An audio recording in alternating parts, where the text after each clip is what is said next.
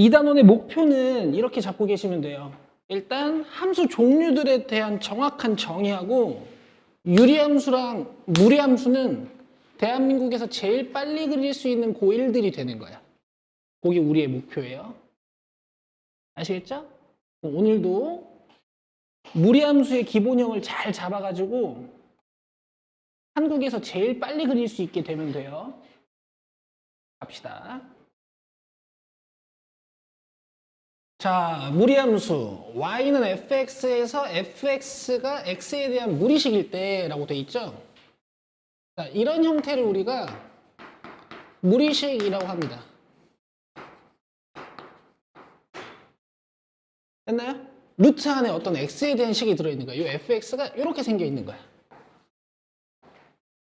오케이? 그럼 여러분 fx가 실수가 될 조건, 저번 시간에 배우신 건데 루트 안에 있는 식 gx가 어떻게 돼야 되죠?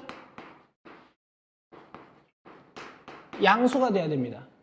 이걸 기준으로 여러분들이 무리함수의 정의역을 찾게 될 거기 때문에 꼭 알고 계셔야 돼요.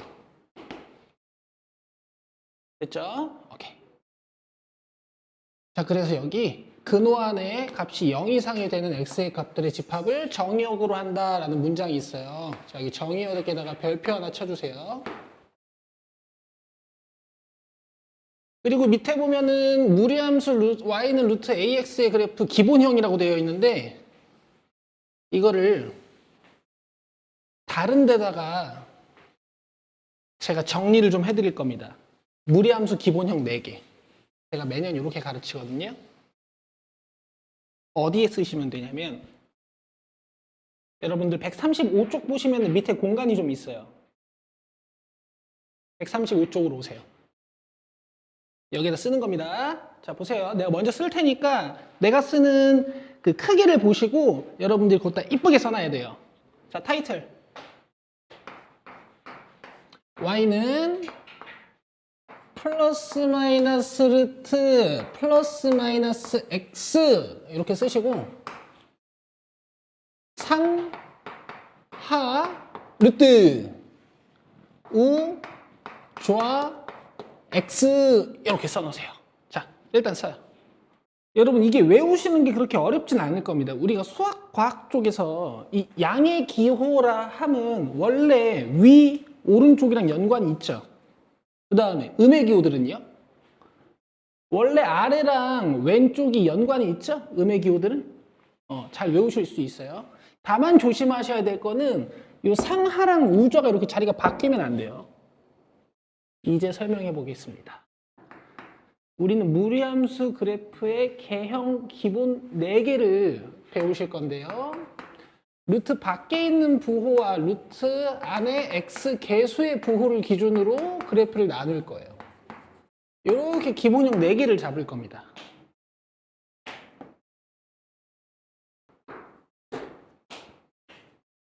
잘 보이시죠? 자, 일단 1번부터 4번까지 공통점은 있어요. x에 0 넣어봐요. y값 0이죠? 그래서 다 원점을 지납니다. 그리고 여러분 제가 요거 하나만 설명을 할게요. 우리 수직선의 허수는 찍을 수가 없어요. 그래서 지금 이 루트 안에 있는 시계값 x가 양수가 되는 이 값만 요 x에다가 넣을 수 있거든요. x에 음수를 못 넣습니다. 그래서 그래프가 오른쪽에만 그려지던가 이렇게 왼쪽에만 그려져요. 그 다음에 원점 찍으시고 그래프의 느낌을 잘 살려볼게요. 자, 잘 보세요. 여기 루트 앞에 부호가 뭐예요? 플러스지.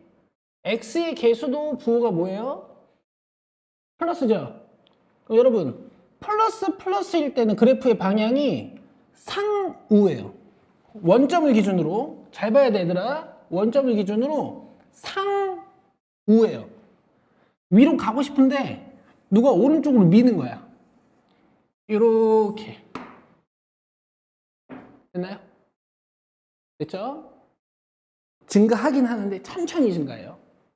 자, 그 다음에 두 번째 거 보시면 루트 앞에 부호가 플러스, 그 다음 x의 계수 부호가 마이너스죠. 그럼 그래프의 방향은 상좌예요. 아시겠죠? 그럼 어떻게 그리는 거냐? 원점을 기준으로 잘 봐요. 위로 가고 싶은데 누가 왼쪽으로 툭 치는 거야. 그래프가 이렇게. 됐어요? 여러분 좌상이면 안 돼요. 상좌여야 돼요. 좌상이면 왼쪽으로 가고 싶은데 누가 위로 미는 거거든? 요건 2차 함수의 절반 모양이 나옵니다. 얘네 둘이 바뀌면 안 돼요. 됐죠? 세 번째 거. 루트 앞에 부호가 뭐예요? 마이너스. x의 계수 부호가 뭐예요? 플러스. 그럼 맞풀이죠? 하우예요. 이건 어떻게 가는 거냐? 아래로 가고 싶은데 누가 오른쪽으로 미는 거야. 요렇게. 됐어요? 네 번째 거. 마이너스잖아요? 마이너스잖아요? 하좌. 아래로 가고 싶은데 누가 왼쪽으로 미는 거야. 이렇게. 쓰세요. 자, 여기 보시면 원점을 기준으로 출발하는 건 다 같은데 여기 루트 앞에 부호가 플러스인 친구들이 다 위로 가고 있죠? 그 다음 루트 앞에 부호가 마이너스인 친구들이 다 아래로 가고 있죠? 그 다음 이 A 값의 부호에 따라서 양수인 애들은 오른쪽으로 가고 A 값의 부호에 따라서 A 값이 음수인 친구들은 이렇게 왼쪽으로 뻗어나가는 거예요. 괜찮습니까? 오케이. 자, A가 양수면 이렇게, A가 음수면 이렇게. 그냥 밑줄만 건너오시면 돼요. 우리는 어차피 그래프의 방향을 이용해가지고 그래프를 빨리 그려놓고 정의역, 치역 파악하는 연습을 할 거거든. 자, 그 다음에 3번은 필요 없습니다. 쳐다보지도 마요. 아까 오른쪽에다가 요거 하나만 좀 써놓으실래요?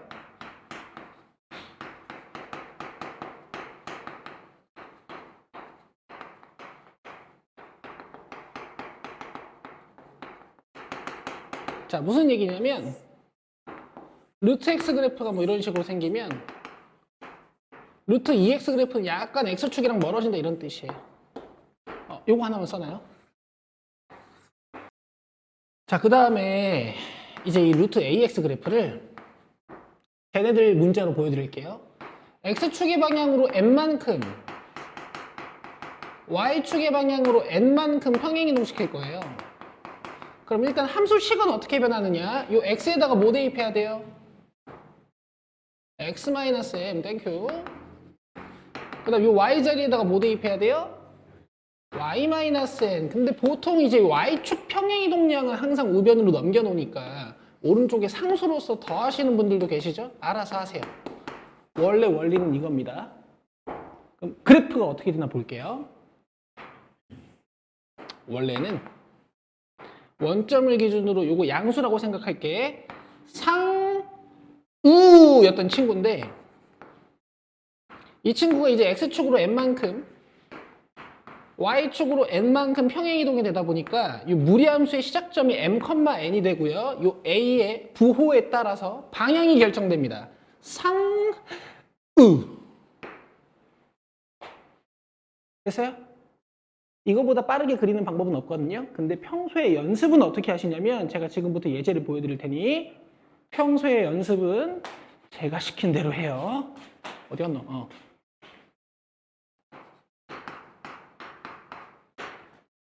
하나 더.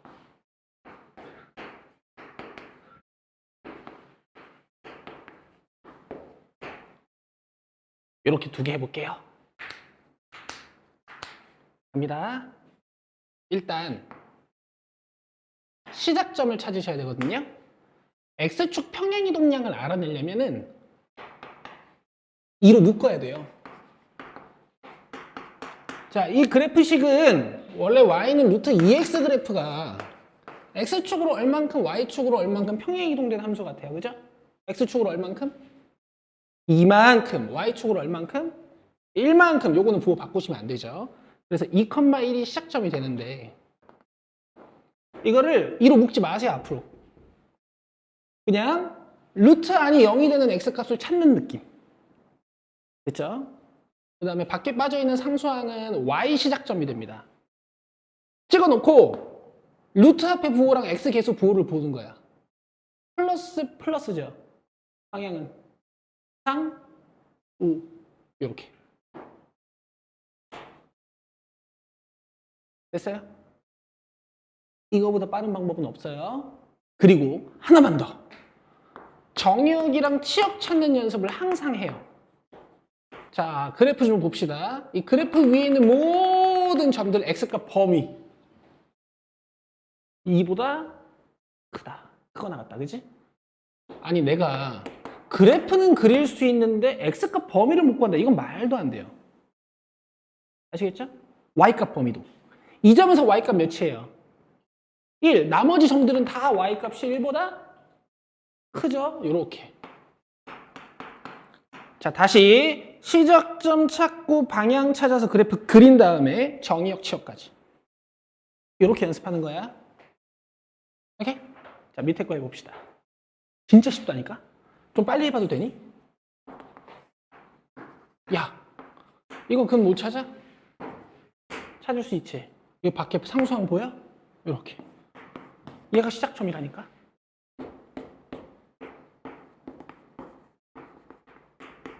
그 다음에 뿔 맞아.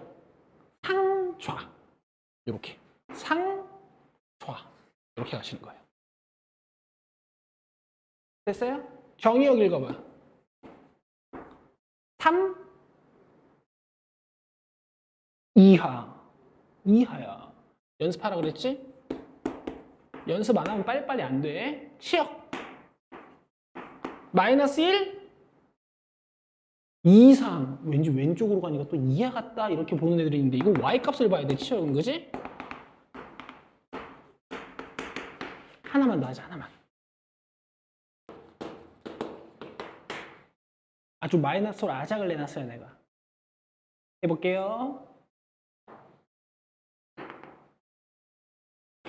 자, 먼저 시작점을 찾는다고 유찬아 잘 봐야 돼. 원래는 이 친구를 막 마이너스 2로 묶어가지고 x가 어떻게 변했는지 조사를 해야 되는데 이런 짓을 하지 마시라고요. 그냥 얘가 0이 되는 x값을 찾으라고요. 몇이에요? 마이너스 4지? 그다음에 이 밖에 빠져있는 상수항이 시작점의 y 좌표값 찍어놓고 부호를 보는 거야. 하, 좌. 아래로 가는데 왼쪽으로. 여기까지 됐어요? 정의역 갑시다. x값 범위. 마이너스 4보다 작지? 모든 점들의 x값이 마이너스 4보다 작잖아요. 그죠? 치역 값이다. y값은 마이너스 1보다 작죠. 모든 점의 y값이 마이너스 1보다 작잖아요. 자, 이렇게 연습하시라고요. 시작점 찍고 방향 잡고 그리고 정의역 치역까지. 자, 그래서 이렇게 무리함수의 시작점이 바로 보이는 형태를 우리가 표준형이라고 하고요. 이거 쭉 풀어놓은 형태를 우리가 일반형이라고 합니다.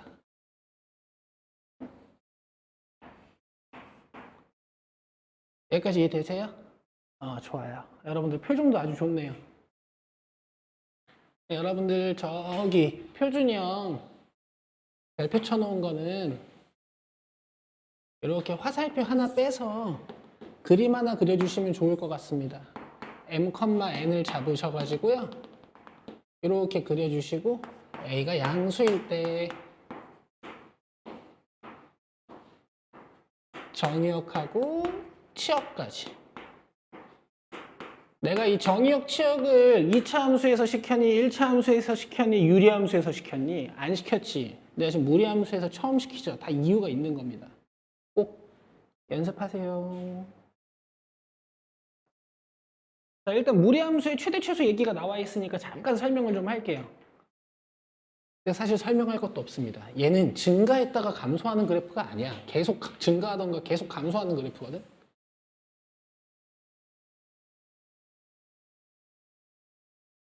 그래서 여러분들 제가 한마디만 쓰고 넘어갈 거예요. 양끝점 조사.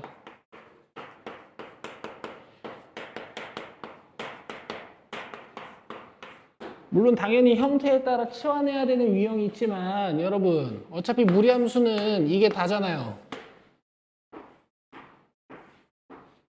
그죠? 범위를 이렇게 잘라서 줄 거란 말입니다. 범위를 안 주면 최대값을 못 구하니까.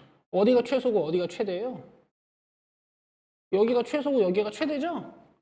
양 끝점만 조사하면 돼. 이게 2차 함수도 훨씬 쉬워. 2차 함수 같은 경우는 이렇게 떨어졌다가 올라가니까 범위를 주면 꼭지점도 조사해봐야 돼. 왼쪽 끝점도 조사해봐야 돼. 오른쪽 끝점도 조사해봐야 돼. 이랬었잖아요. 무리함수는 안 그래요. 그냥 양 끝점만 조사하면 돼요. 이렇게 범위를 주면 그냥 범위의 양 끝점만 조사하시면 돼요.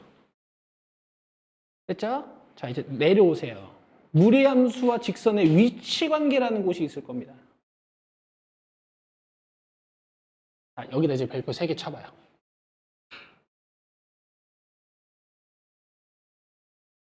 저번 시간에 유리함수와 직선의 위치 관계 설명하면서 내가 그거 시험에 안 나오면 치킨 한 마리씩 사주기로 했잖아요.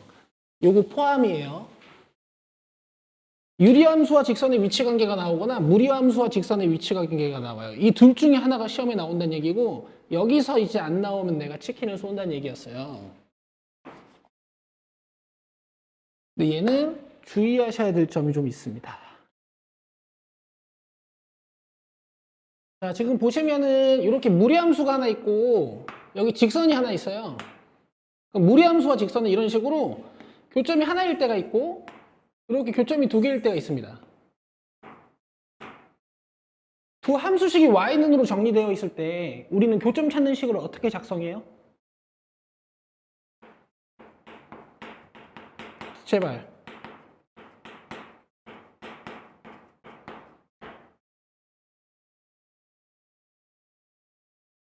어떻게? 유찬이 알아? 아니, 니는 다 알잖아. 대답 안 하는 거 알아요, 내가. 이렇게 만들면 되죠? 맞죠? 교점 찾는 식이지? 근데 이 상태로 풀 수 있니, 없니? 못 풀어요. 루트 들어가 있잖아. 그 양변을 제곱할 거야.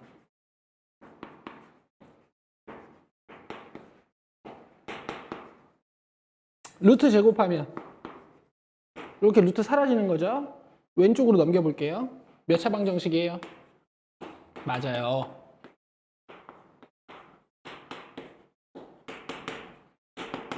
그럼 얘는 근이 최대 몇 개 나오겠어요? 얘가 만약에 0이면 중근. 요 기억 그림이죠. 접하는 그림이라고요. 교점이 하나밖에 없는. 그 다음에 니은은 지금 교점 몇 개야? 2개죠?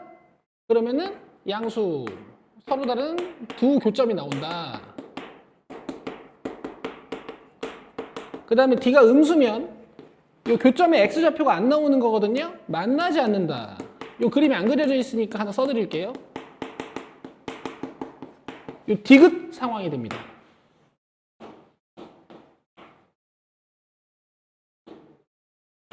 근데 여러분 이 상황을 조심하셔야 돼요. 이걸 제가 문제로 설명을 드리면서 무연근에 대한 설명을 한번 해볼게요. 필수 예제로 와요.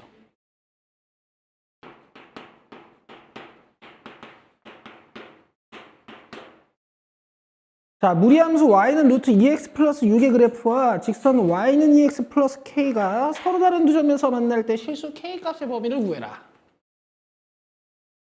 풀어볼게요. 두 점에서 만난다는 건 교점이 2개란 얘기죠? 교점 찾는 식을 먼저 만들어요. 그림도 사실 필요 없어. 수학적 논리로 푼다면 얘랑 이렇게 교점 찾는 식을 만들어 놓고 얘가 근 2개 가지면 되는 거잖아요. 맞죠? 잘 봐요. 수학적 오류가 발생하는 걸 보여드릴 테니까. 양변을 제곱을 해요.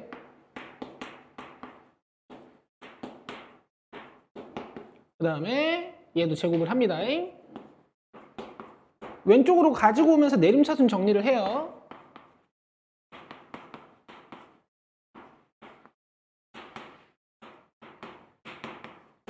여기까지 괜찮죠? 그러면 가 두 근을 가지려면 한 별씩 D가 양수여야 되는 거죠.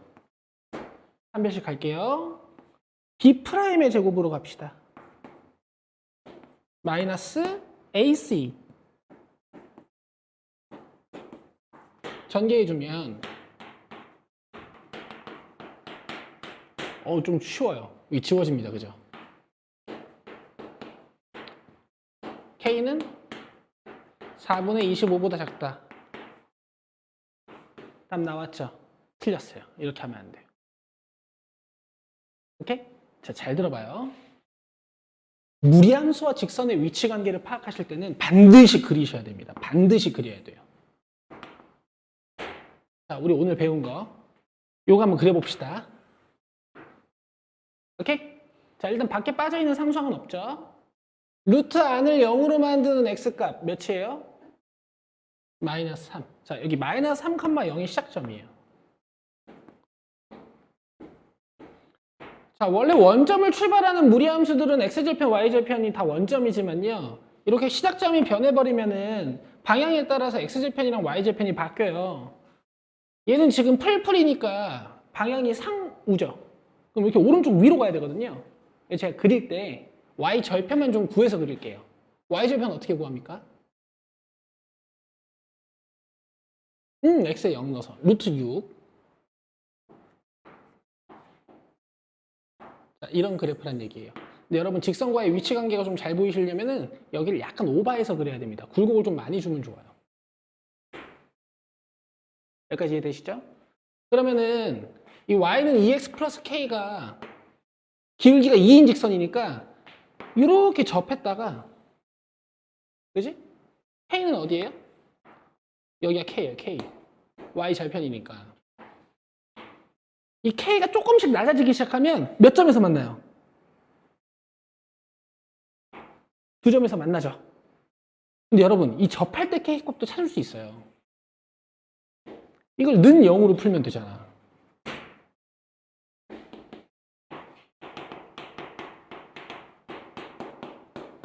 근데 지금 k가 4분의 25보다 작다 나왔죠.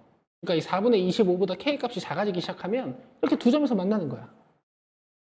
여기까지 이해돼요? 근데 k가 더 작아지면 어때요? 몇 점에서 만나요? 한 점에서 만나죠. 맞아요? 이 직선이 계속 내려오다가 마지막으로 두 점에서 만날 때가 어디야? 여기 지날 때죠? 맞나요? 그래서 이 y는 2x 플러스 k가 마이너스 3,0을 지날 때 k 값을 찾아가지고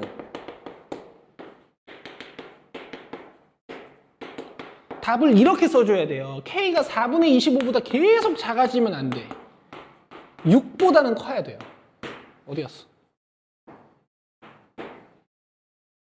아시겠습니까? 아시겠어요? 그럼 잘 봐요. 이렇게 대수학적으로 무리 없이 풀었는데, 오류 없이 풀었는데 여기서는 여러분 k의 최소값이 나와요, 안 나와요? 안 나오죠. 그려야지만 찾을 수 있죠. 이거는 여러분 이해가 100% 안 돼도 괜찮은데 내가 지금부터 설명을 해볼 테니까 잘 들어봐요.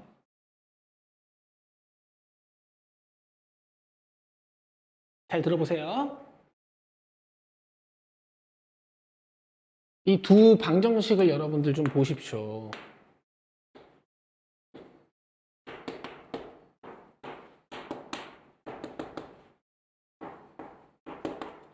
같은 방정식입니까? 다른 방정식입니까? 달라요. 그렇죠? 근데 루트가 포함되어 있는 방정식은 맨 처음에 우리가 어떻게 푸냐면 양변을, 유치원 졸면 안 돼. 양변을 제곱하죠. 자, 이거 제곱하면 어떻게 돼요? 요거 제곱하면 어떻게 돼요? 요거 제곱하면 어떻게 돼요? 얘 제곱하면 어떻게 돼요? 마이너스가 지워지죠.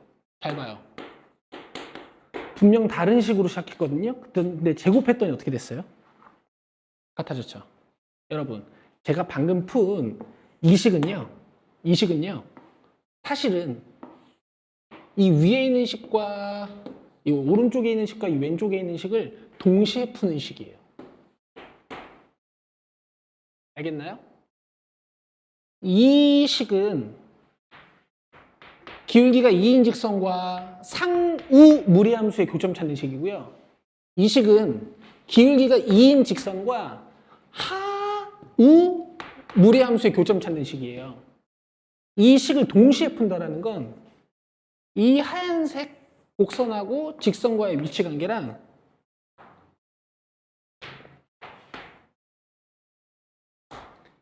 이 초록색 무리함수와 직선의 위치 관계를 동시에 푸는 거예요. 오케이? 그럼 봐봐요. K가 4분의 25일 때 딱 접하죠. 그죠? K가 4분의 25보다 작을 때 교점이 계속 몇 개예요? 저 초록색까지 합쳐서. 교점 몇 개예요? 계속 2개죠. 사실 여러분 이거는 수학적 오류가 발생한 게 아닙니다. 내 풀이 과정에 오류가 생긴 거예요. 아시겠어요? 자, 여러분. 이런 걸 무연근이라고 합니다. 실제로는 존재하지 않지만 풀다 보니까 생기는 근. 괜찮나요? 이 무연근의 판정 방법은 2가지가 있어요. 첫 번째, 원래식에 대입해 보는 거.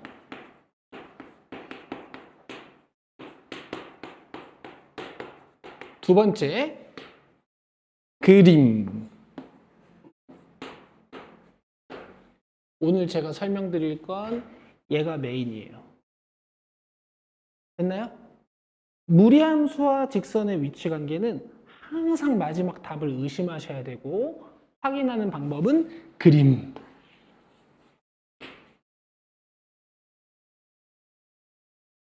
정말 너무 중요한 거예요. 알겠죠?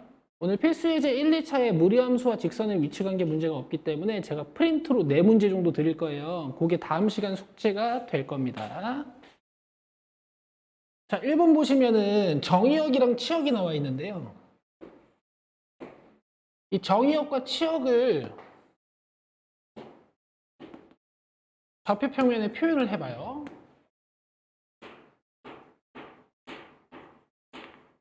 점으로써. 그러니까 정의역의 시작과 치역의 시작을. 그 다음에 여러분 잘 보세요. x가 1보다 작다 그랬어요. 그럼 이 x는 1을 기준으로 왼쪽에 그래프가 그려진다는 얘기고 y가 3보다 크다 그랬어요. 그럼 이 y는 3을 기준으로 위에 그래프가 그려진다는 얘기예요. 그럼 공통 영역이 여기죠. 맞나요? 무리함수가 이렇게 그려진다는 소리입니다. 상좌. 그리고 보니까 부호도 딱 맞죠? 풀마. 이해되시나요? 그럼 지금 무리함수의 시작점이 1,3이니까 이 밖에 빠져있는 상수항 b가 3이고 x축으로 1만큼 평행이동되었다라고 생각하지 마시고 1을 넣으면 루트 한이 0이 된다. 이렇게 파악하시는 게 훨씬 풀이가 빨라요.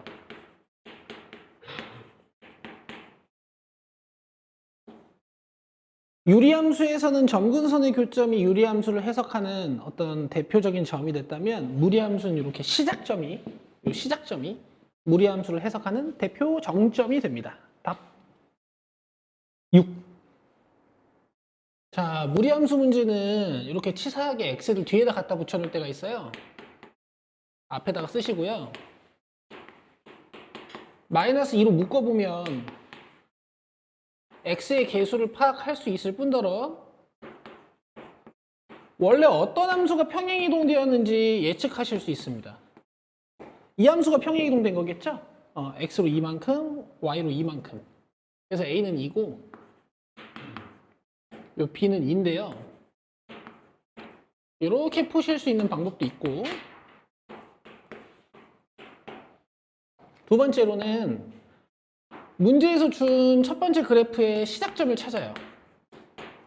루트 안이 0이 되는 x가 밖에 빠져있는 상수항. 그 다음 평행이동 되기 전 함수의 시작점을 찾아요. 오케이? 그럼 x로 2만큼, y로 2만큼 간 게 보이죠?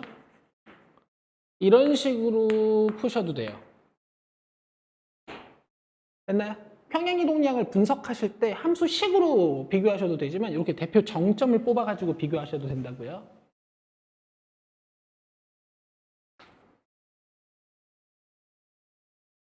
자, 5번도 풀고 넘어갈게요.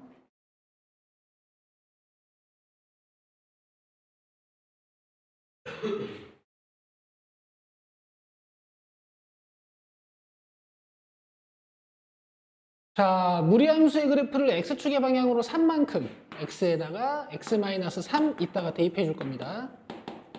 y축의 방향으로 마이너스 2만큼 y 자리에다가 y 플러스 2 이따가 대입해 줄 거예요. 그 다음 y축 대칭 이동을 해야 돼요. 그러면 x의 부호를 바꿔줘야 됩니다. 해볼게요. 자, 먼저 x 자리에다가 x-3.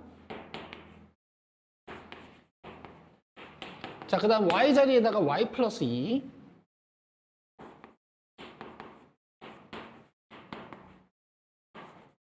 루트 안을 전개해 주시고 2 가지고 온 다음에요. y축 대칭 이동 시켜줘야 되니까 x의 부호를 바꿔줍니다. 끝.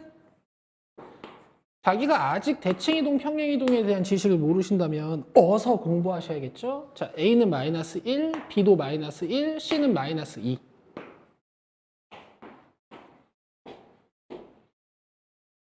네, 여러분 이거 중학교 때부터 제가 강조드렸던 건데 이런 문장들 있잖아요. 지나지 않는 사분면 또는 지나는 사분면을 찾아라 하는 문제들. 뭘 기준으로 보라고 하셨죠? y절편입니다. 절편들이 기준이 돼요. 자, 얘도 x 앞에 쓰는 습관 상수항 뒤에다 적어주시고요. 자, 시작점 뽑아보겠습니다. 오늘 우리 연습 많이 하고 있어요.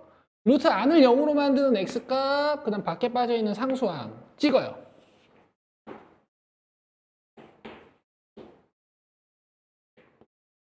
그 다음에 루트 밖이랑 루트 안에 부호를 보는 거야. 마, 하, 좌.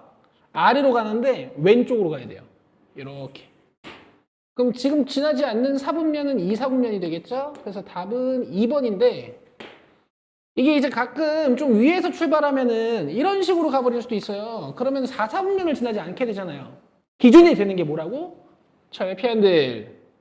x에 0 넣어서 y절편 구해봐요. 그렇지. y절편이 마이너스 1이라는 게 확인이 됐으니까 이 그래프는 아래로 지나가겠구나라는 판단이 서시죠? 이러면 무조건 풀 수 있는 거예요. 절편 잊지 마요, 절편. 자, 이제 9번부터 역함수입니다. 이 역함수도 할 얘기가 정말 많아요. 일단 여러분들 유리함수, 역함수는 쉽게 찾으실 수 있게 됐었죠? 앞으로입니다. 역함수 한번 해봅시다. 자, 일단 무리함수는 여러분 어떤 특징이 있냐면 그래프가 그려지다마는 느낌이 있지 않아요? 뭔가 시작점을 기준으로 일부분만 그려지잖아요. 그렇죠? 이거 y는 x에 대해서 대칭 이동시키면요 그래프가 이런 그림이 됩니다.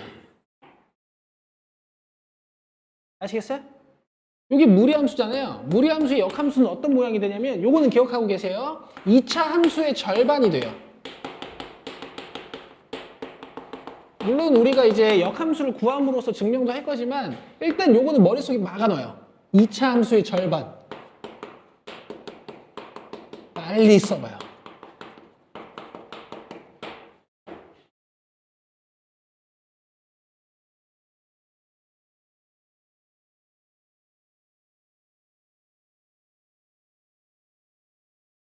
반드시 기억하고 계세요.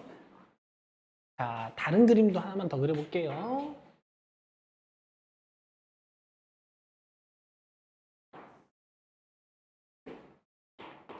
어, 2사분면의 마이너스 2,1이라는 시작점을 기준으로 상좌로 가는 그림 한번 보여드릴게요. 얘 역함수 한번 그려봅시다. 뭐 그리는 거야 별거 아니잖아. y는 x 대칭 이동시켜서 그리면 되는 거니까. 그럼 일단 여러분 이 시작점을 y는 x 대칭 이동시켜야 되거든요. 얘가 마이너스 2,1이란 말입니다. 마이너스 2,1을 y는 x에 대해서 대칭 이동시키면 어떻게 되죠? 그렇죠. X좌표, Y좌표가 휙 뒤바뀌어요. 아이고. 그냥 찍게. 그리고 저 그래프를 Y는 X에 대해서 대칭 이동시켜서 그려야 된단 말이에요. 여러분들 이렇게 잘 그리실 수 있겠어요? 대칭선에다가 내 고개를 갖다 놓고 저 그래프를 그대로 갖다 옮기는 거야. 이렇게 돼요. 잘 그렸죠? 이렇게 약간 눈썹 모양인데? 그지? 얘도 여러분 2차 함수의 절반 모양이란 말이에요. 맞나요? 자, 근데 중요한 결론이 있으니 잘 봐요. 이 원래 함수의 정의역과 치역 한번 읽어봅시다, 우리. 자, 정의역 마이너스 2보다 작다. 그렇지. 좋았어. 자, 치역 1보다 유찬아 보고 있지?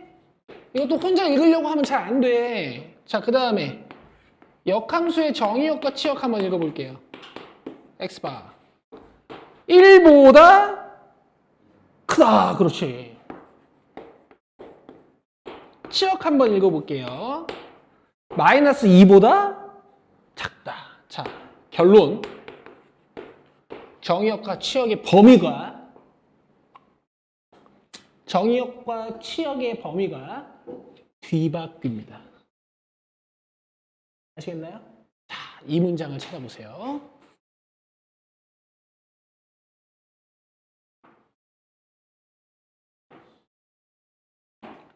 치역과 정의역에 대한 설명만 되어 있으니 이런 문장을 써놓으시는 것도 좋을 것 같아요. 정의역과 치역이 뒤바뀐다.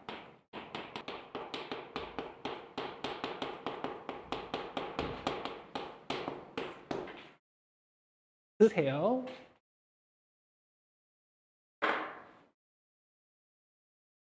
그리고 무리함수의 역함수도 쉽게 찾을 수 있는 방법이 있긴 있으나 그 유리함수처럼 약간 공식적인 느낌은 아니거든요.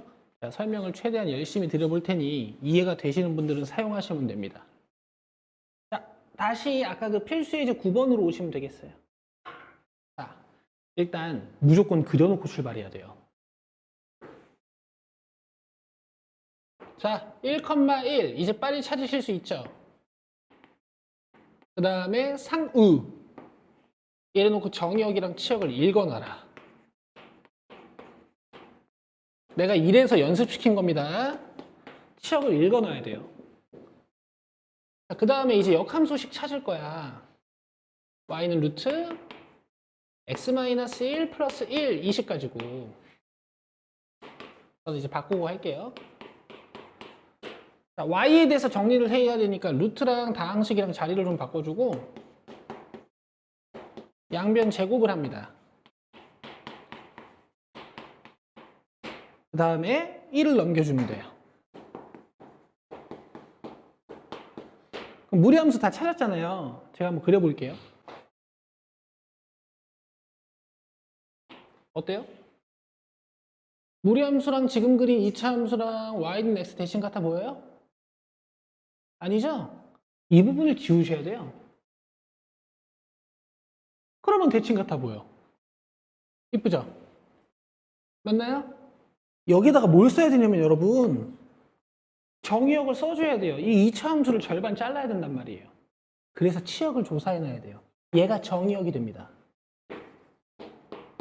이게 키포인트라고요. 됐어요? 무리함수는 이게 키포인트예요. 어쨌든 전개해주면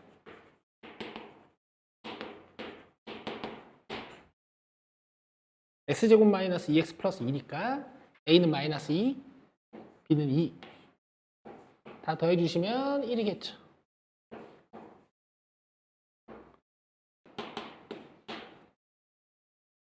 자, 주어진 무리함수의 역함수식 구하는 거 한번 해보겠습니다. 오늘 여러분들이 제일 중점적으로 연습하셔야 되는 거는 그림. 자, 이렇게 2,1을 찍어두시고 상우 이렇게 그쵸? 그리고 정의역이랑 치역을 읽어놔야 된다고요. 부탁해요. x바 2 이상 y바 1 이상 이렇게 그 다음에 x랑 y랑 자리를 바꿔가지고 넘겨가지고 y에 대해서 정리를 해요.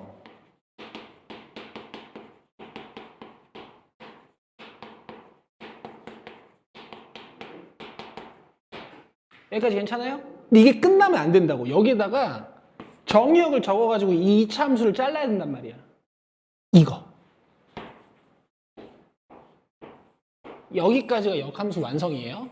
저 어떻게 하나 보세요. 일단 그리시는 거는 항상 추천이에요. 오케이? 지금 시작점이 몇 컴마 몇이에요?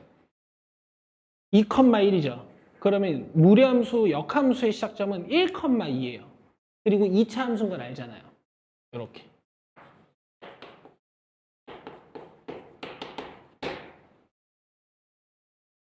맞지? 꼭지점을 1,2로 만들면 되는 거 아니야. 그 다음에 여기 x의 개수 보이세요? 보이시죠? 이걸 뒤집으면 됩니다. 이게 이제 제가 하는 방법이에요. 됐어요? 근데 여기다가 범위 적어야 되죠. 이 범위는 이거를 찾아서 적으셔도 되고 아니면 y는 x대칭 그래프를 그리시는 연습을 하시는 것도 좋아요. 1에 오른쪽에 그래프가 그려지죠. 이렇게. 됐나요? 그래서 조금 강조드리고 싶은 건 이거 빨리 하실 때 이거요. x의 개수와 요 2차항의 개수, 요 관계. 11번 갈게요. 유찬아 잘 봐. 2,3. 아우.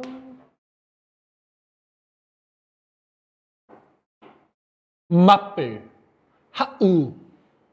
이렇게 갈 거잖아요. 맞죠? x 절편 한번 찾아봅시다. y에 0 넣어요.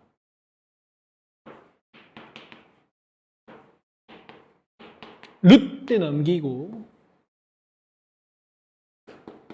양변을 제곱해주면 x값이 11이 나오네요. 그러니까 무려 11인 곳에서 만나는 거죠.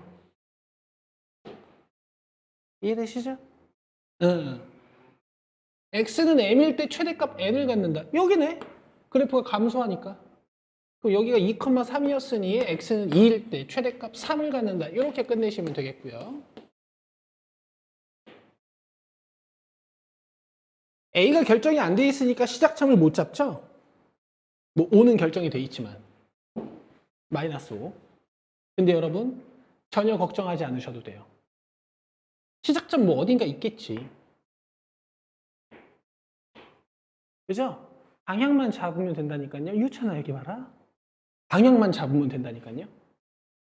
뿔뿔이죠. 뿔뿔. 항, 우. 이렇게 위로 뻗어갈 거야. 근데 문제에서 x값 범위를 2부터 7까지 줬으니까 17이구나. 여기가 최소값이고 여기가 최대값이에요. 넣으시면 루트 6 플러스 a 마이너스 5고 17 넣으시면 루트 51 플러스 a 마이너스 5예요. 이 최대값이 2라고 했으니 얘가 2고요. 풀어내면 루트 51 마이너스 51 플러스 a가 7. 이 a가 마이너스 2입니다. 여기에 마이너스 2 넣으시면 최소값을 찾을 수 있는 거죠. 아주 쉽죠? 사건을 말씀드려야 될 것 같은데 경우의 수를 탄생시키는 행위입니다. 아시겠죠? 뭐 예를 들어서 뭐 주사위를 던진다. 동전을 던진다. 이런 친구들. 자, 그 다음에 이제 합의 법칙이랑 고배 법칙이 나오는데 우리 여기에 별표는 칠게요. 그리고 중딩 때랑은 조금 다른 접근이 필요해요. 자, 이게 중학교 때 여러분들 기억하시는 분들도 계실 거예요. 접속사로 배웠거든요. 또는이나 뭐뭐 이거나 같은 영어에서 or의 뜻을 가지고 있는 접속사로 두 사건을 연결해 놓으면 A가 일어나는 경우의 수 M에다가 B가 일어나는 경우의 수 N을 더해라. 이런 식으로 배우셨단 말이에요. 물론 이제 겹치는 게 있으면 빼는 건데. 그리고 곱의 법칙은 여러분들이 어떻게 배우셨냐면, 지워도 되죠? 요거 써요. 일단 써. 요 밑에 n 플러스 n은 안 써도 되고 요건 써놔요. 아직도 판단 기준이 되기는 하니까. 그 다음에 곱의 법칙은 여러분들이 어떻게 배우셨냐면, 그리고나 뭐뭐이거나 동시에라는 문장이 등장. 즉 영어에서 and의 뜻을 가지고 있는 접속사로 두 사건 A, B를 연결해 놓으면 A의 경우의 수 M에다가 B의 경우의 수 N을 곱해라. 이렇게 배웠다고요. 니들이 배가 고파서 김밥 천국에 갔어요. 중학교 때 그대로 했던 설명 같긴 한데, 김밥 B 세 종류가 있어. 라면이 있어요. 라면이 이렇게 두 종류가 있어요. 김밥 뭐 있지? 뭐 참치, 내가 제일 좋아하는 거. 그리고 여기 장기역 바로 앞에 있는 김밥 천국 가면은 제육김밥 있거든. 겁나 맛있어요. 애들은 또 돈가스 김밥 좋아하더라고요. 라면은 치즈랑 떡으로 할게요. 내가 갔는데 별로 배가 안 고파. 김밥 또는 라면 중에 택 1 하려고. 그럼 내가 메뉴판을 보고 김밥이랑 라면 중에 택 1을 하는 거잖아. 그럼 내가 가진 경우의 수는 몇 가지니? 그럼 이 5가지 중에 하나 고르는 거니까. 근데 이거를 김밥의 경우의 수에다가 라면의 경우의 수를 더한다, 이런 식으로 표현을 하더라고. 이 5가지 경우의 수를 분석해보면 결국에 이런 거지. 맞죠? 근데 여러분, 내가 배가 오지게 고파요. 김밥과 라면을 동시에 택 1 해보려고요. 이러면 경우의 수가 몇 가지예요? 6가지거든요. 잘 봐요. 이런 식이 되는 겁니다. 내가 여기서 하나 고를 거잖아요. 그럼 경우의 수가 하나, 둘, 셋, 넷, 다섯, 여섯 이렇게 나오는 거라고. 이걸 이제 교재에서 설명하기를 김밥이 가지고 있는 경우의 수 3가지에다가 라면이 가지고 있는 경우의 수 1을 곱해서 6가지가 된다, 이렇게 설명을 하고 있는데요. 여러분, 사실은 이 합의 법칙과 곱의 법칙은 비교조차 불가능한 겁니다. 아예 상황이 달라요. 얘는 경우의 수가, 각각의 경우의 수가 독립적으로 경우의 수가 되지만 이 6가지는 여러분 순서상으로 만들어야 돼요. 이렇게 경우의 수가 만들어지는 거란 말입니다.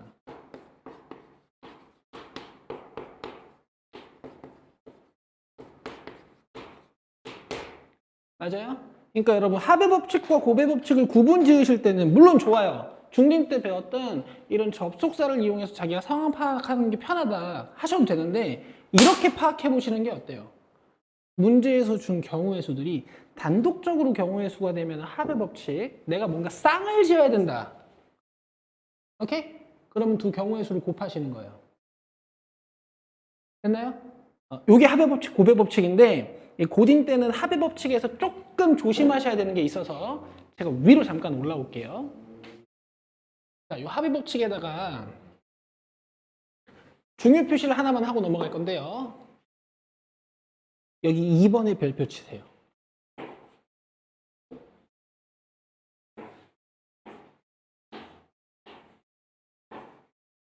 이렇게 표현해놔요. 1부터 10까지 적힌 10개의 공이 있는 상자가 있어요.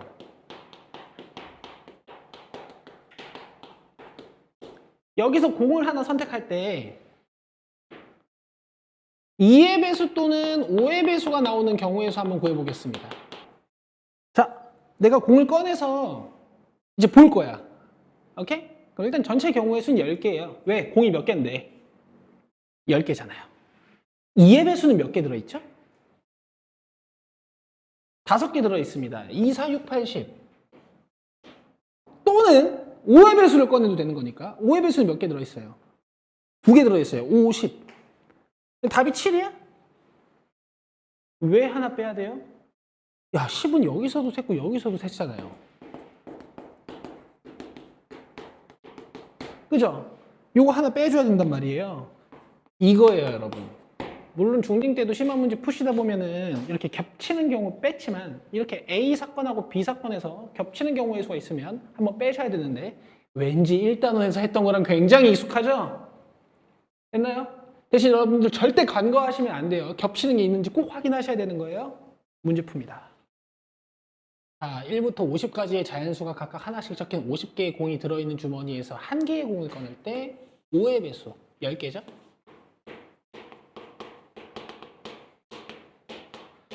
또는 11의 배수 4개죠? 겹치는 거 있어요? 없어요. 일단 아니 내가 이걸 강조하기는 싫은데 이걸로 틀려오는 놈들이 있어가지고 얘들아 1부터야. 그치? 4번 잠깐만. 4번에 야 이것 때문에 틀려오는 놈들이 있었어. 나 진짜 환장해. 여기 얘들아 0부터야. 알겠지? 제발. 접근하는 방법 중에서 이제 강조드리고 싶은 건 이제 x, y, z에다 숫자를 넣어야 되잖아요. 개수가 제일 큰 쪽에다가 먼저 넣어요. 개수가 제일 큰 친구가 누구예요? x죠. 여기다가 먼저 넣어요. 1부터 넣든 뭐 가장 큰 숫자 4부터 넣든 상관은 없습니다. 저는 x에 4부터 넣어볼게요. x에 4를 넣으면 지금 2x가 몇이죠? 8. 그럼 y랑 z랑 더해서 1이 돼야 되는데 여기에 1, 1이 들어가도 어쨌든 2예요. 그죠? 그럼 만들 수가 없습니다. 자, x에 3 들어가면 이게 6이니까 y랑 z랑 더해져가지고 3이 돼야 되죠? 이렇게 2개 있어요. 자, 그 다음에 x에 2가 들어가면 4니까 y랑 z가 더해져서 5가 돼야 되죠?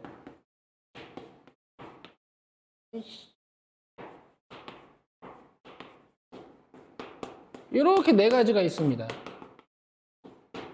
됐죠? x에 1 들어가면 2니까 y랑 z랑 더해져서 7이 돼야 되죠? 아이고.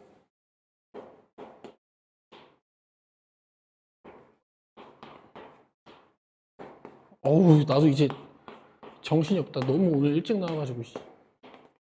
하나, 둘, 셋, 넷, 다섯, 여섯, 일곱, 여덟, 아홉, 열, 열하나, 12개. y랑 z에다가 0 넣어가지고 틀릴 것 같지 않니? 이거 조심해야 돼. 됐죠? 5번. 상의 5벌, 하의 4벌, 신발 3켤레가 있을 때 상의와 하의 신발을 하나씩 짝지어 있는 방법의 수를 구하여라. 자, 상의 5벌을 1, 2, 3, 4, 5라고 쓸게요. 하의 4벌을 라지 A, B, C, D라고 쓸게요. 신발 3켤레를 스몰 A, B, C라고 쓸 거예요. 그럼 내가 이제 외출을 하려고 상의, 하의 신발을 하나 짝지어서 입을 거거든? 그럼 경우의 수가 어떻게 만들어지는 거예요? 예를 들어서 오늘 3번이 땡겨. 하의는 오늘 D가 땡겨. 신발은 오늘 A가 땡겨요. 이런 식으로 해서 내 옷이 하나 만들어지는 거죠? 맞나요? 이렇게 순서상으로 하나의 경우의 수가 만들어지는 경우에는 각각의 경우의 수를 어떻게 해라? 곱해라. 이렇게 되는 겁니다. 60까지. 여러분들 7번 잠깐 오실게요. 7번. 전개에 있을 때 항의 개수는 여기 3개고 여기 3개니까 우리가 A가 3번 곱해져야 되고 B도 3번 곱해져야 되고 C도 3번 곱해져야 돼서 각각의 괄호가 가지고 있는 한 개수를 곱해주시면 항의 개수를 알아내실 수 있는데 반드시 동류항이 있나는 확인하셔야 돼요. 지금은 문자 종류가 다 다르기 때문에 동류항은 없습니다. 자, 다음 10번 별표.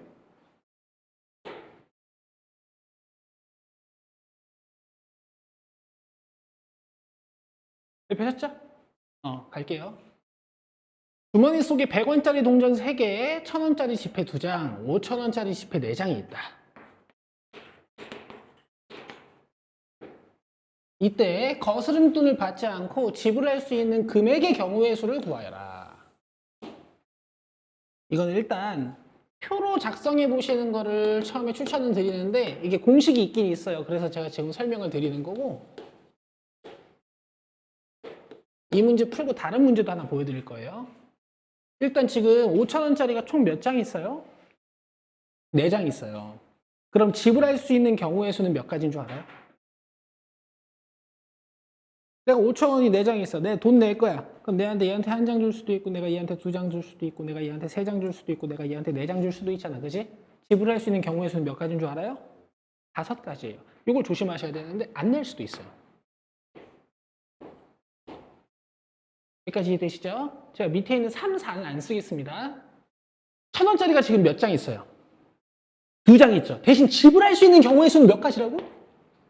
3가지. 안 낼 수가 있거든. 그다음 100원짜리는 지금 몇 개 있어요? 3개. 그럼 지불할 수 있는 경우의 수는 몇 가지가 있는 겁니까?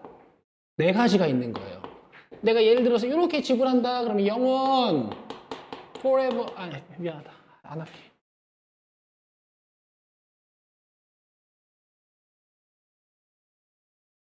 그 다음에 이렇게 하면은 100원, 그지? 200원, 300원. 근데 이제 확인은 하셔야 돼요. 이게 이제 얘네들이 모여서 이 큰 단위를 침범할 때가 있거든요. 여기까지만 해볼게요. 사실은 이렇게 가야 되는데. 자, 1,000원, 1,100원, 1,200원, 1,300원. 얘네들이 안 겹치죠. 그럼 답이, 얘가 지금 갈래가 몇 개였죠? 5개였죠? 그 다음에 이 5개의 갈래가 또 몇 가지 가지를 치죠?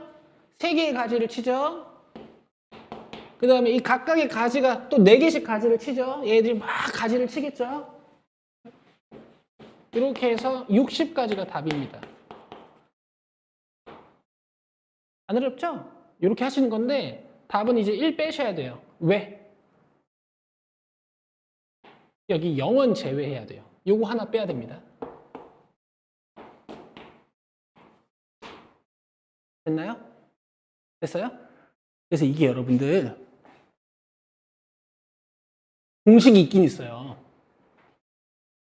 5,000원짜리 4장 있죠? 여기다 1을 더해.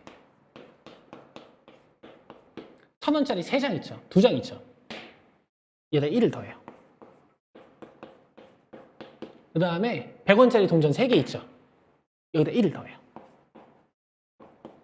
이게 5, 3, 4 아니야. 그죠? 1을 더하는 이유는 안 내는 경우의 수도 있기 때문에. 여기까지 됐나요? 잘 봐요. 문제를 좀 바꿔볼게요. 잘 들어요. 첫 번째는 지불 방법의 수를 같이 한번 구해보겠습니다. 내 말 잘 들어줘요. 5,000원짜리를 지불할 수 있는 방법 몇 가지? 3가지. 2장이지만 3가지. 이렇게. 1,000원짜리를 지불할 수 있는 방법은 몇 가지?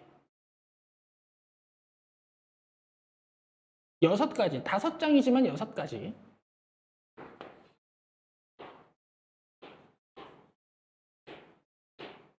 그 다음에 100원짜리를 지불할 수 있는 방법은 3을 하지 않냐. 몇 가지? 4가지. 이렇게 하면 0원, 이렇게 하면 100원, 이렇게 하면 200원, 이렇게 하면 300원. 뭐 이런 식이에요, 지금. 여기까지 이해되시죠? 그리고 여기 한번 볼게요. 0, 5, 0, 1, 2, 3. 자, 요렇게 지불하면 얼마? 5,000원. 요렇게 지불하면 5,100원. 요렇게 지불하면 5,200원. 5,300원. 여기까지 괜찮죠? 여기 다 살펴볼 수도 있지만 일단 이렇게만 살펴봤습니다. 이 2개만.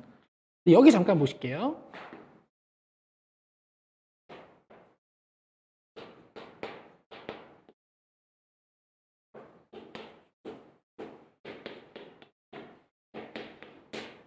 자, 이렇게 5,000원짜리 한 장에다가 0개 0개 지불하면 얼마?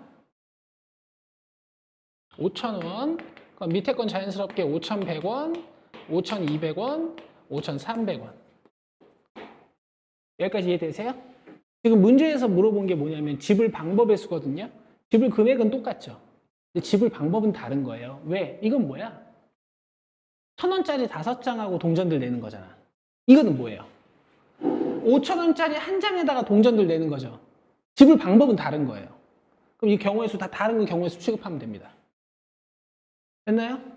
그래서 지금 이해가 되기 위해서 우리가 가지치기를 막 해봤지만 결국 뭐야? 5,000은 가지를 3개 뻗고 그 다음에 가지를 6개 뻗고 그 다음에 가지를 4개 뻗으니까 지금 원래 하던 대로 문제를 풀면 되는 거 아니에요.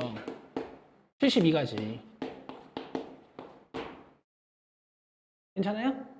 근데 지금 뭐 해볼 거냐면요. 이렇게 한번 해볼게요. 지불 금액의 수.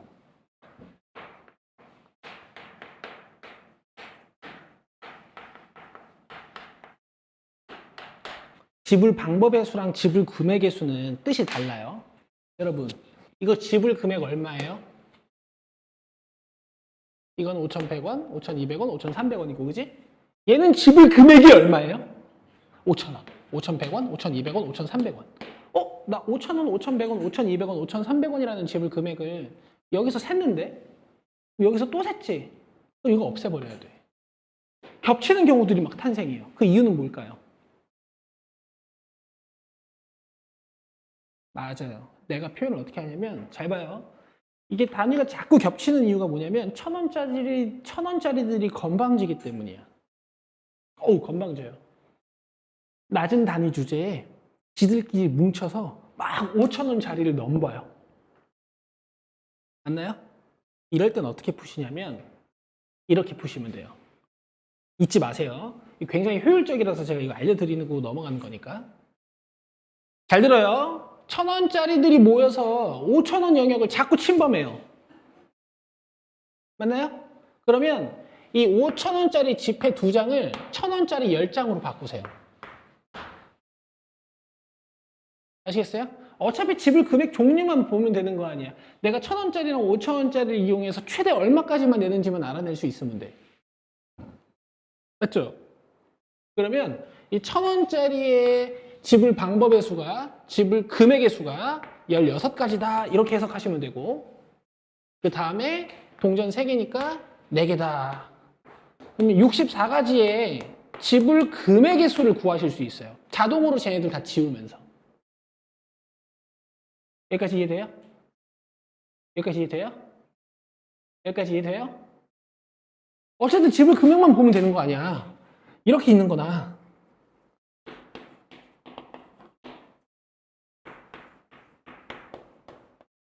이렇게 있는 거나. 어차피 지불 금액은 똑같다고. 근데 이렇게 세버리면 막 겹치는 경우가 생기니까 그냥 이렇게 금액만 세자고.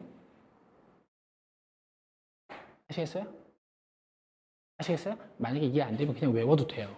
잘 봐. 5,000원짜리, 1,000원짜리가 모여서 5,000원을 자꾸 침범해. 그럼 금액들이 자꾸 겹치니까 에이씨, 돈 다 바꿔. 알겠어요? 이렇게 하시는 거예요. 이게 개념서에 있어요. 네, 중요 표시 해드릴 겁니다. 그리고 여러분, 이렇게 뭔가 플러스 1, 플러스 1, 플러스 1 해가지고 곱하는 거 중학교 1학년 때 했던 게 있어요. 그것까지 연결해가지고 개념서에다가 정리할 거야. 앞으로 와봐. 있다니까. 첫 번째, 약수의 개수입니다. 이거 여러분들 중에 까먹으신 분들 진짜 많을 거예요. 자연수 약수의 개수 구하는 방법.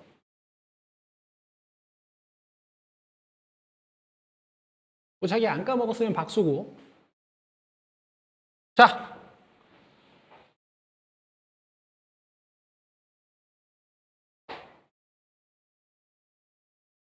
예를 들어서 우리 72가 소인수 부대되면 2세제곱, 3제곱이 된다. 그럼 72의 약수의 개수 어떻게 구하는 거예요?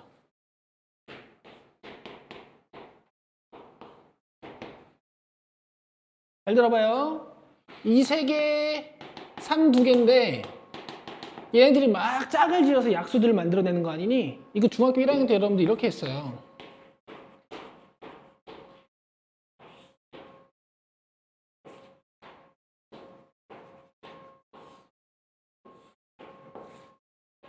이렇게 해가지고 막 곱해가지고 약수를 다 찾았다고. 기억나요? 근데 지금 내가 약수의 개수만 궁금하니까 이 격자가 몇 칸인지만 알면 되죠. 맞나요? 이거 몇 칸이에요? 왜? 가로가 3줄이고 세로가 4줄이니까. 세로가 4줄 만들어지는 이유는 지수가 3이기 때문이에요. 잘 들어. 지수 플러스 1 곱하기 세로가 3줄인, 가로가 3줄인 이유는 뭐예요? 얘가 2기 때문이야. 여기다 플러스 1을 해. 잊지 마세요. 자연수의 약수의 개수 구하는 방법 뭐라고? 소인수 분해를 해놓고 이 지수들에다가 플러스 1, 플러스 1, 플러스 1 해서 곱하는 거야. 알겠나요? 근데 이게 오늘 배운 것 중에 지불 금액의 수랑 비슷하지 않아요? 여기 봐. 화폐의 개수가 예를 들어서 100원짜리가 3개, 1000원짜리가 3개, 5000원짜리가 4개일 때 아까 지불 금액의 수 구할 때 어떻게 했냐고. 헤이! 지불 방법의 수 구할 때 어떻게 했냐고. 여기다 플러스 1 했잖아. 왜? 안 내는 경우일 수도 있으니까. 여기다가 플러스 1 했잖아요. 왜? 안 내는 경우일 수도 있으니까. 여기다가 플러스 1 했잖아요. 왜? 안 내는 경우일 수도 있으니까. 거기서 만약에 이제 0원을 제외하라 그러면 마지막에 1 빼는 거죠. 여기까지 이해되세요? 여기까지 이해돼요? 근데 만약에 작은 단위에 있는 화폐가 모여서 큰 단위를 자꾸 침범해. 그럼 이 친구를 바꿔버리라고요. 작은 단위로. 됐어요?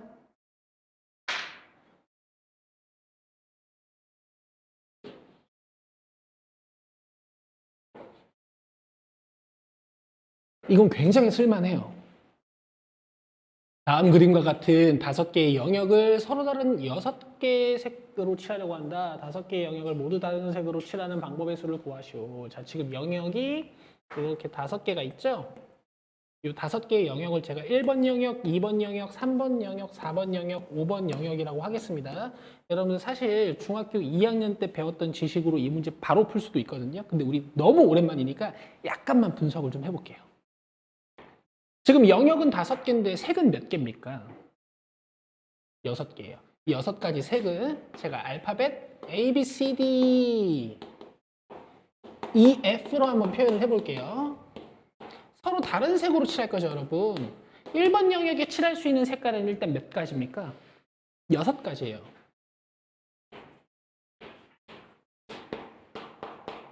이 중에서 이 B, C, D, F는 일단 안 보고요. 이쪽에다 그냥 써놓고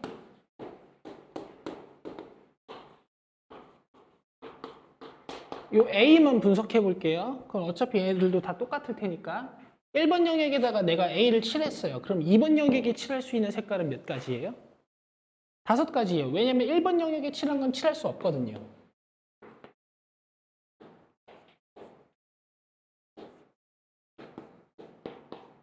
맞나요? 그럼 1번 영역이랑 2번 영역에 내가 A, B를 칠했어요. 그러면 3번 영역에 칠할 수 있는 색깔은 몇 가지예요? 4가지예요. B를 사용할 수 없거든요. A, B, C를 1, 2, 3번 영역에다가 사용했어요. 그러면은 D 영역, 이 4번 영역에 사용할 수 있는 거는 몇 가지예요? 3가지가 되는 거죠. 그 다음은 2가지가 되는 거죠. 여기까지 이해되십니까? 그럼 보세요. 1번이 일단 가지를 쫙 6개를 펼쳤어요. 그리고 이 B가 또 가지를 이렇게 4개를 딱 펼쳤어요. A가 또 가지를 이렇게 5개를 펼쳤어요. 그 다음 B가 또 가지를 4개를 펼쳤어요. 그 다음 C가 또 가지를 3개, D가 또 가지를 2개 펼쳤단 말이에요. 이렇게 경우의 수가 720가지가 나오는 거예요. 오케이? 유찬이 이해되니? 720가지. 이 각각이 가지고 엄청 많단 말이에요. 이해되죠? 근데 중학교 2학년 때 이거 어떻게 푸는 줄 알아요? 기억나지 않니? 막 사람들 세울 때 1번 영역에 칠할 수 있는 색깔 몇 가지야? 6개. 2번 영역에 칠할 수 있는 색깔 5개. 3번 영역에 칠할 수 있는 색깔 4개. 3개. 2개. 이렇게 풀었다고요. 그리고 여러분들 제가 자꾸 가지가지 쓰는데 경우의 수 쓰실 때는 사실 단위 안 쓰셔도 돼요. 됐어요, 여러분? 요게 이제 여러분들 다음 시간에 배울 순율과 조합의 기본 컨셉입니다. 각각이 가지고 있는 경우의 수를 싹 곱해버리는 거. 됐나요? 일단 조금 쉬고 마무리 해드릴게요. 자, 5번부터 봅시다. x로 a, y로 4만큼 평행이동 해가지고 점근선이 3b가 된대. x로 a만큼 가볼게요. 아니, 점근선을 찾아서 가자. 이게 지금 x가 0이 되는 곳이, 이게 분모가 0이 되는 곳이 x는 1이잖아. 여기 상수함 없으니까 y 점근선은 그냥 y는 0이란 말이야. 그럼 이제 그래프가 이렇게 x축으로 y축으로 이만큼씩 움직이면 점근선도 이제 x축으로 a만큼 가고 그 다음에 y점근선은 이제 4만큼 가는 거지. 이거 끝난 거야 이제. 요게 3이고 요게 b야.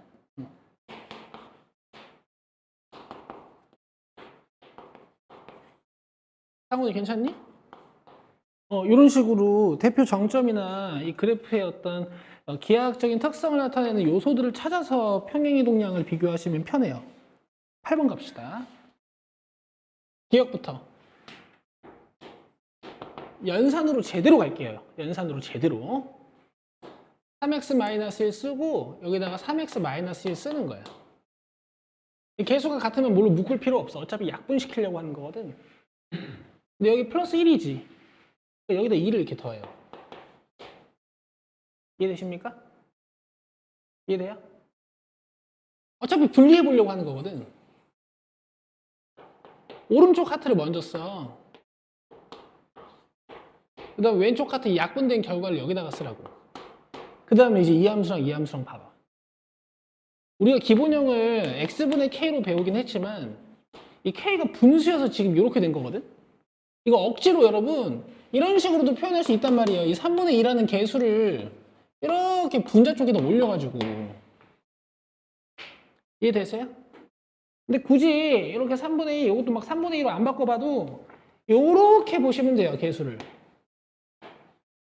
그럼 요 k가 같은 거야. 유리함수의 그래프의 굴곡이 같은 거예요. 그래서 기억은 맞습니다. 괜찮나요? 한 번 더 해볼게요. 니은 봐. 분모가 3x-5지. 물론 직접 나눗셈 해도 돼. 나는 최대한 직접 나눗셈 안 하게. 얘들아, 얘랑 똑같은 걸 여기다 일단 쓰라니까.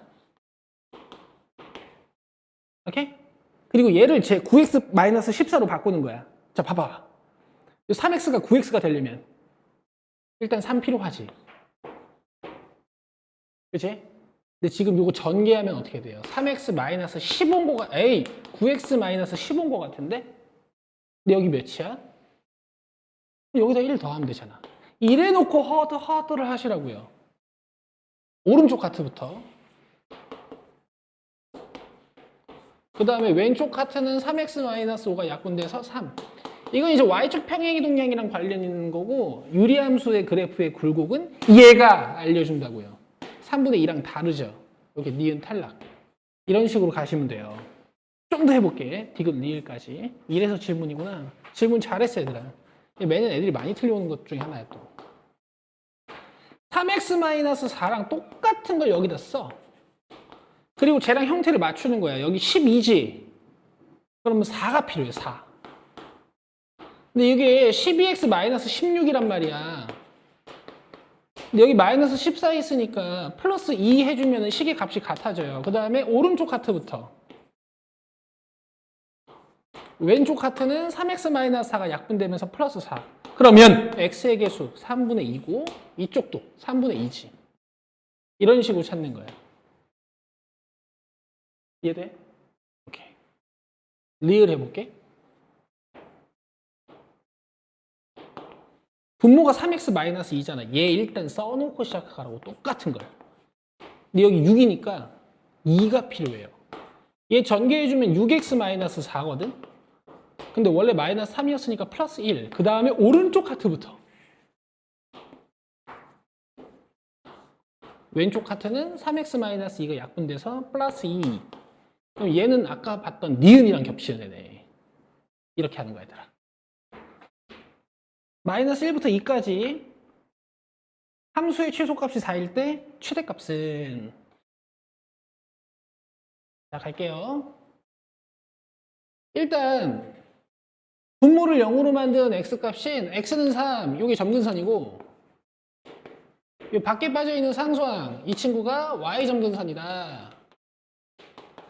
그리고 분모 위에 올라가 있는 상수가 음수니까 이 4, 4분면 쪽에 그려지는 점대칭 곡선이 나와야 돼요. 근데 문제에서 x값 범위를 어디부터 어디까지 줬냐면 마이너스 1부터 2까지 줬어. 그러면 여기서 4칸 떨어진 x는 마이너스 1인 곳하고 여기서 한 칸 떨어진 x는 2인 곳, 그래프를 여기서부터 여기까지만 보란 얘기예요.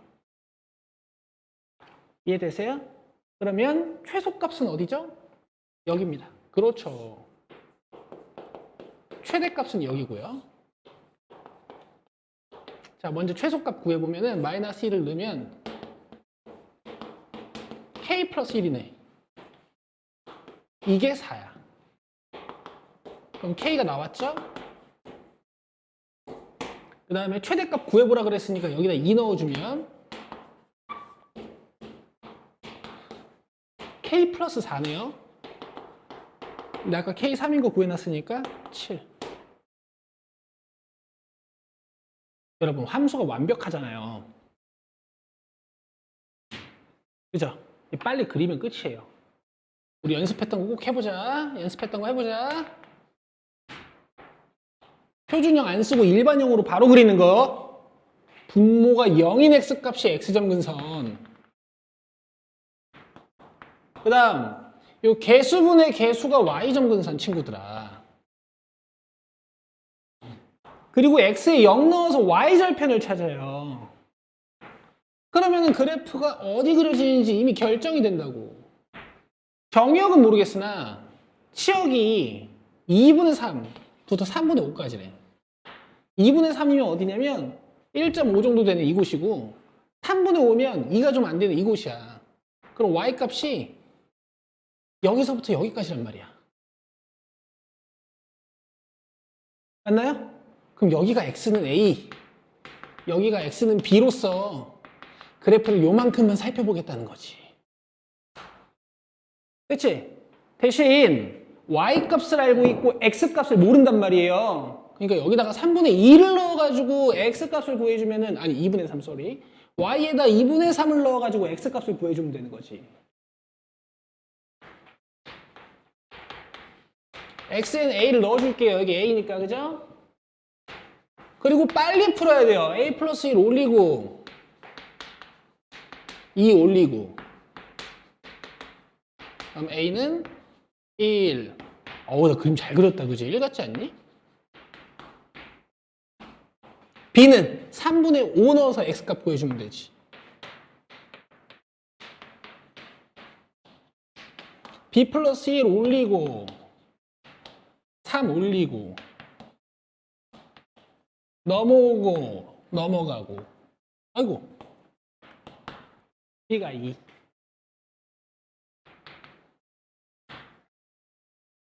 이해돼요? 네, 여러분 미안한데요. 이제 연습이니까 이렇게 열심히 풀었지만 전 이 문제 그리지도 않아요. 얘들아, 어차피 유리함수는 요 부분 아니면 뭐 요 부분 뭐 요만큼 뭐 요만큼 보는 거 아니야. 그지? 그냥 2분의 3이랑 3분의 5 y에 넣어서 그냥 x값 구하면 돼. 근데 그렇게 공부하면 망해요. 이렇게 공부하셔야 돼요. 18번 했고 20번 갑시다. 그래야 돼. 2,3 안 그리면 안 돼.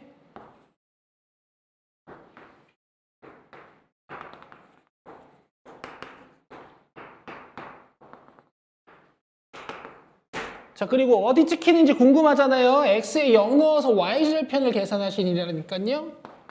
4.